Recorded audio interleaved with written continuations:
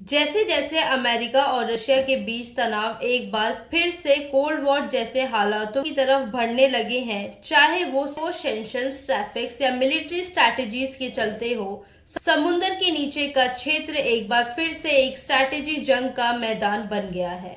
हाल ही में अमेरिका ने 2 nuclear submarines को महत्वपूर्ण स्थानों पर फिर से तैनात कर दिया है। रशिया के बढ़ते हुए अग्रेसिव रवैये के जवाब में एक कदम तब उठाया गया जब पूर्व रशियन राष्ट्रपति दिमित्री मेदवेदेव ने डेड हैंड सिस्टम की याद दिलाई। एक कोल्ड वॉर के दौरान बनाया गया semi automatic nuclear retaliation system, जो इस तरह डिजाइन किया गया कि अगर रशिया लीडरशिप मर भी जाए तो भी जवाब में न्यूक्लियर अटैक हो सके। हालांकि क्रेमलिन ने अब तक इस पर कोई ऑफिशियल टिप्पणी नहीं की है, लेकिन रशिया सांसद विक्टर वोडोलास्की ने दावा किया कि मॉस्को के पास अमेरिका के मुकाबले में ज्यादा एक्टिव न्यूक्लियर सबमरीन्स हैं, जो दुनिया के समुद्री इलाकों में पेट्रोल कर रही हैं। जो सबमरीन्स ट्रंप ने रिडायरेक्ट की हैं, वो ऑलरेडी उन एरियाज में है जहां रशियन शिप्स का प्रभुत्व है, उन्होंने कहा। सबमरीन्स फोर्सेस तुलनात्मक जानकारी। यूएस अमेरिका की submarine feet. First, ballistic missile submarines Ohio class. ये सबमरीन्स अमेरिका के समुद्री न्यूक्लियर डिटरेंस का मूल आधार है।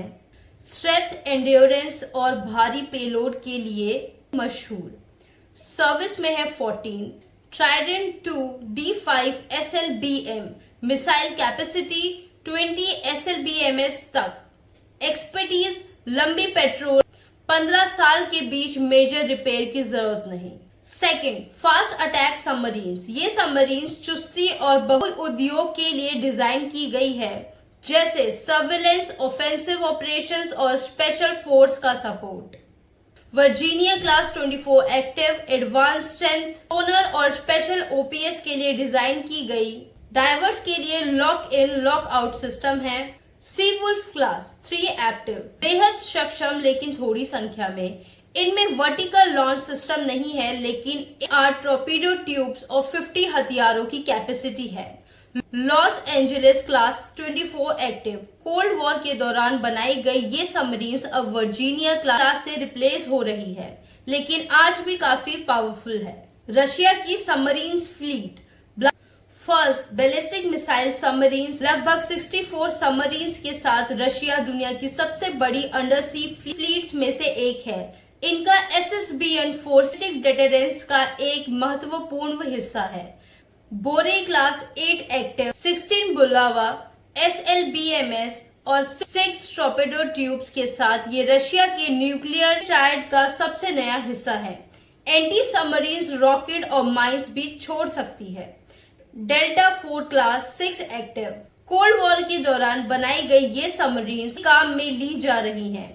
इनमें 16 सिल्वर SLBMS हैं, धीरे धीरे बोरी क्लास से रिप्लेस हो रही हैं। Second, fast attack submarine.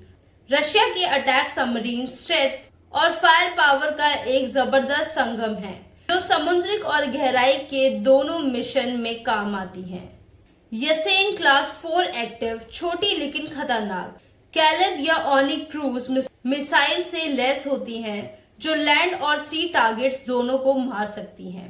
Akula class लगभग 5 एक्टिव, अमेरिका की लॉस एंजलिस क्लास का जवाब। इनका अकूस्टिक सिग्नेचर बहुत कम है और क्रूज मिसाइल्स और टॉर्पीडोज का पावरफुल कॉम्बो रखती हैं।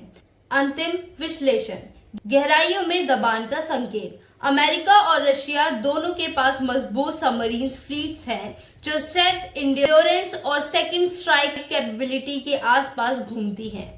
जब अमेरिका के पास ज्यादा मॉडर्न टेक्नोलॉजी और ग्लोबल रीच है, वहीं रशिया अपनी संख्या और अग्रेसिव डिप्लॉयमेंट से जवाब देता है।